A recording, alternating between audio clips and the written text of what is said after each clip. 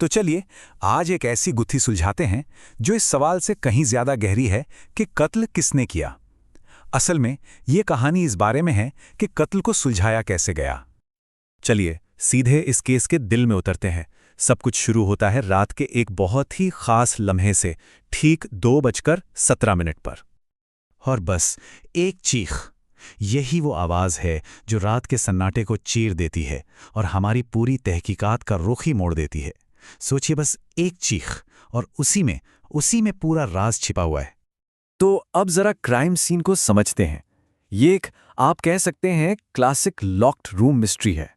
मतलब एक ऐसा जुर्म जो पहली नज़र में नामुमकिन सा लगता है। अब देखिए, जो शुरुआती फैक्ट्स हैं वो एक बड़ी ही अजीब, एक नामुमकिन सी तस्वीर बनाते हैं।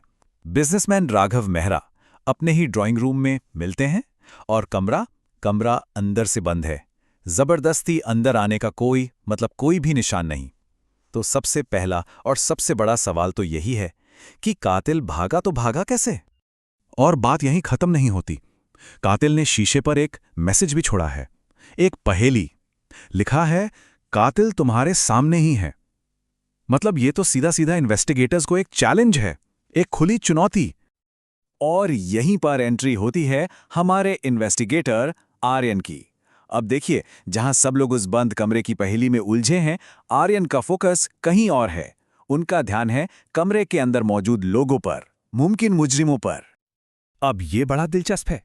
कमरे में 3 लोग हैं और तीनों के रिएक्शंस देखिए। पत्नी रो रही है, दोस्त एकदम खामोश है और नौकर वो थर-थर कांप रहा है।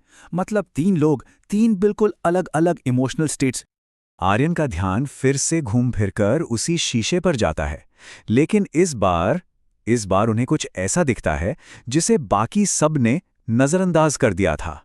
कुछ बहुत ही मामूली पर बहुत जरूरी। तो देखिए फर्क क्या था।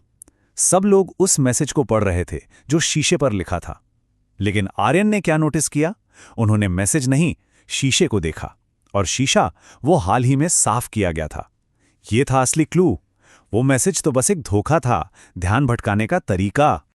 और बस यहीं से पूरा केस खुलना शुरू हो जाता है, एक बहुत ही सिंपल लेकिन जीनियस सवाल से। कोई क्राइम सीन पर शीशा साफ क्यों करेगा? सोचिए जरा, आखिर क्यों?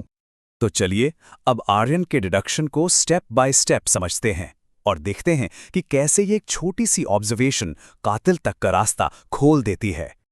आर्यन की थ्योरी बहुत ही कमाल की है। वो कहते हैं, कातिल ने शीशा नहीं देखा, उसमें खुद को देखा। मतलब कातिल का मकसद शीशे पर कुछ लिखना नहीं था, बल्कि कुछ मिटाना था, अपनी ही परछाई। अब जरा कातिल की साइकोलॉजी समझिए। कत्ल के बाद वो शीशे के सामने खड़ा होता है, उसे अपनी परछाई दिखती है, अपने गुनाह का अक्स, और घबराहट में वो शीशे को साफ कर देता है, मानो अपनी पहचान मिटा रहा हो। और फिर उसका घमंड जागता है और वो मैसेज छोड़ जाता है। मतलब घबराहट और घमंड का एक अजीब सा कॉकटेल। और अब इस थ्योरी को मिलता है पक्का सबूत। फोरेंसिक रिपोर्ट आती है और शीशे पर मिले अकेले फिंगरप्रिंट्स किसके हैं? पत्नी के। बस केस लगभग सॉल्व हो चुका है। लेकिन एक मिनट, एक सवाल अभी भी बाकी है। उस चीख का क्या, वो जो रात के 2:17 पर सुनाई दी थी? यहीं पर इस कहानी का आखिरी और सबसे जबरदस्त ट्विस्ट सामने आता है। देखिए, हम सब क्या सोच रहे थे कि वो कत्ल के वक्त की डरावनी चीख थी, पर असल में क्या था? वो चीख कातिल की थी। जब वो पकड़ा गया, वो डर की नहीं, पकड़े जाने की घबराहट की चीख थी। इस एक सच ने पूरी कहानी को ही पलट कर रख दिया। तो आखिर में ये कहानी हमें एक बड़े सवाल के साथ छोड़ जाती है। क्या वाकई हर गुनाह अपने पीछे कोई ना कोई सुराग छोड़ ही जाता है? या फिर शायद सबसे परफेक्ट क्राइम वो होता है जहां सुराग तो ठीक हमारी आंखों के सामने होता है, पर हम उसे देख ही नहीं पाते।